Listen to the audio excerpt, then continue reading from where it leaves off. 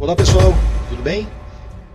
Notícia urgente: Lula sofreu um acidente doméstico, bateu a cabeça e foi parar no hospital. Então a viagem para a Rússia foi cancelada.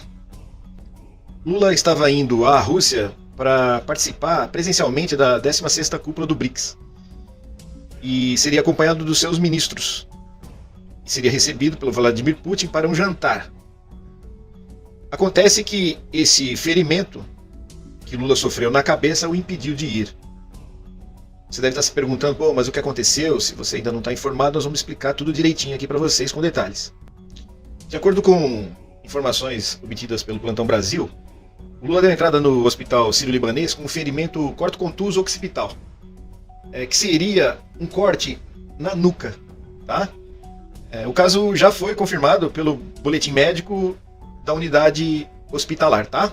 Conforme a avaliação médica, o caso não é grave, porém, como medida de precaução, o cardiologista Roberto Calil Filho orientou o presidente a não fazer viagens de longa duração. No entanto, essa orientação não impede que Lula cumpra os demais compromissos da agenda presidencial de Brasília, tá? Em nota, o governo federal não informou se a viagem dos ministros Mauro Vieira das Relações Exteriores e Alexandre Silveira das Minas e Energia será mantido. Mas disseram que o presidente vai participar da cúpula dos BRICS por meio de videoconferência e terá uma agenda de trabalho normal em Brasília. A presidência da República nos dando, então, boas notícias. Lula objetivava, nessa viagem à Rússia, obter apoio para reformulação do Conselho de Segurança da ONU. Então, o Lula anda defendendo uma modernização dessa instituição que fique com a cara do cenário global da atualidade. O Brasil almeja um assento permanente no Conselho e, por incrível que pareça, já teve apoio da França e dos Estados Unidos e falta agora passar por cima da resistência de China e Rússia. Parece esquisito, mas eles têm muito cuidado com essa ampliação do Ocidente na ONU, nos assentos permanentes. Eles têm muita preocupação com isso. Mas, boas notícias, o Sergei Lavrov, que é o ministro das Relações Exteriores da Rússia, declarou que o Brasil, a Índia e os países africanos devem se tornar membros, sim, e membros permanentes do Conselho de Segurança da ONU. E essa proposta, segundo Lavrov, garantiria uma maior representatividade da maioria global no órgão. E em entrevista, inclusive, a uma agência, o Lavrov destacou ser inadmissível que o Conselho de Segurança continue sem a presença permanente dessas nações. Quer a inclusão de países da África, ele quer a inclusão da Índia, da China, quer dizer, eles já deram uma mudada no discurso. Então aquela antiga resistência, talvez graças ao BRICS, está sendo superada. O Lavrov também está acatando a que o Brasil tenha o seu assento permanente no Conselho da ONU, até em função dele ser contra a inclusão de países da OTAN e da União Europeia.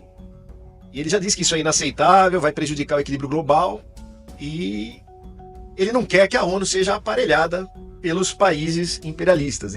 Eles têm muito receio disso, né? A OTAN é, de certa maneira, uma pedra no sapato da Rússia, da China.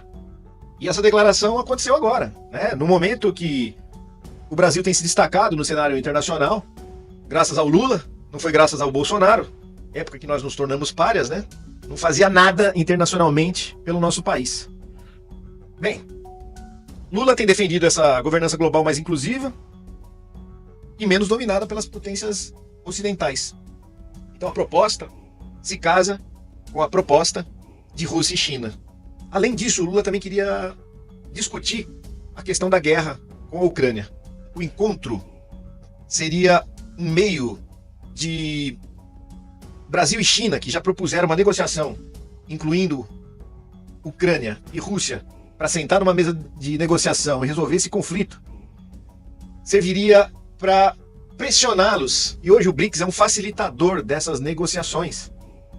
Haja visto que Rússia e China participam do BRICS. É Brasil, Rússia, China, África do Sul, né? Originalmente o nome o nome dado à instituição. Agora já tem outros países, já tem Irã, tem outros países também pleiteando. Acho que, se eu não me engano, tem 130 países querendo entrar pro bloco. Mas vai saber, né? Lula não foi viajar, ele viajaria no Airbus 330-200 da FAB. O mesmo que foi utilizado para repatriar os brasileiros lá nos conflitos do Oriente Médio. Mas esse avião, né, presidencial, tá tão ruim, então ele iria com esse daí. O Lula tem que trocar logo de avião, ficar andando em teco-teco presidencial. Lula tem que mandar o teco-teco pro museu e adquirir outro avião. Nada mais justo, nada mais correto. Eu gostaria de tecer alguns comentários. Primeiro, a diferença com que o Brasil é tratado em toda a comunidade internacional em relação àquele Brasil de Bolsonaro, que era desprezado, era um para internacional, ninguém nem o convidava para nada. Quando ele ia para algum lugar nos envergonhava. Quando ele não ia também nos envergonhava porque ele mandava recados.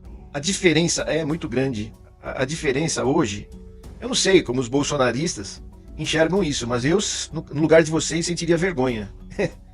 Me transformaria num avestruz. Enfiaria a cabeça num buraquinho para ninguém me ver.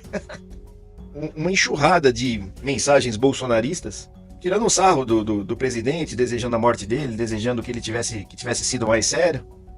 Isso mostra muito sobre vocês. Isso mostra o caráter que vocês têm, o senso humanitário e para que vocês estão pleiteando o Bolsonaro na presidência. Vocês querem mesmo morte, vocês querem o que aconteceu na pandemia. Vocês gostam disso, né? Mas tudo bem. Vocês dão risada de um tombinho do Lula e nós vamos dar risada de um tombão que o Bolsonaro vai tomar agora em novembro e dali para frente será um pesadelo para todos vocês. Porque o mesmo, junto com os generais golpistas, estarão a caminho da prisão. Isso é muito satisfatório para todos nós. Então, assim, nós não desejamos a morte do Bolsonaro, porque nós queremos que ele pague. Nós queremos que ele passe por todo o processo e que sirva de exemplo. Não queremos o Bolsonaro morto, apesar de ele ter matado os nossos. Apesar de... Eu, por exemplo, perdi parentes, perdi amigos que acreditaram na cloroquina, acreditavam que estavam protegidos, e começaram a abusar, sair, e pegaram Covid e faleceram. Foi muita dor. Eu nunca quis nem usar a internet para me comunicar em redes sociais, nada. Eu sempre fui muito discreto.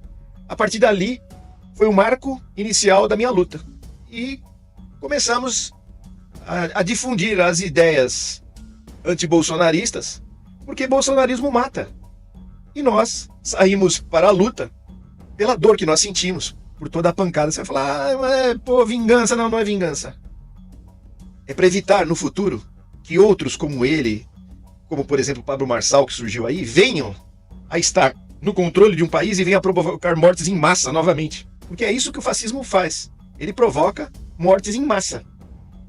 O fascismo produz mortes em guerras, em endemias, em pandemias, em situações colapsantes da saúde, elege falsos inimigos e acolhem as pessoas que realmente nos prejudicam. É isso. Então vamos à luta, pessoal. Não vamos esmorecer, não vamos desanimar. Novembrão tá aí e vamos pra cima. Vamos pra cima. Tamo junto.